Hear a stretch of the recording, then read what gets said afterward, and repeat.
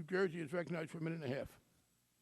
Oh, well, thank you, Mr. Chairman. And just a quick note, only about 12% of the American population believe that they got any tax cuts, so that may explain the effectiveness of the tax cuts that you speak of. But I thank the Chairman and I thank the panel for coming here today.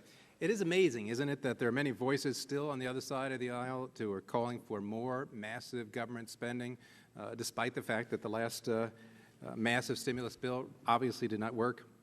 Now, some are going to try to defend, as they already had, the last year's stimulus, saying that it hasn't created any new jobs. It saved jobs that wouldn't have otherwise been lost. Yet, you know, I've studied economics for a number of years, and I've yet to see any chart that shows anything other than employment numbers as people employed and unemployed. I've never seen that column actually say save jobs. It comes down to this. The American public has spoken loud and clear. They're telling us very clearly that the federal government is doing too much in many different areas and is spending too much money, and they want Washington to stop and slow down.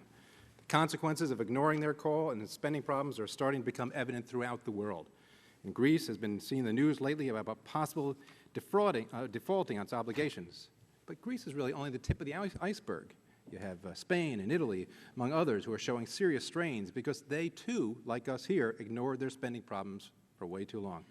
So here in the United States, we have $1.6 trillion deficits and no real serious commitment to cut spending by this administration or the majority in Congress.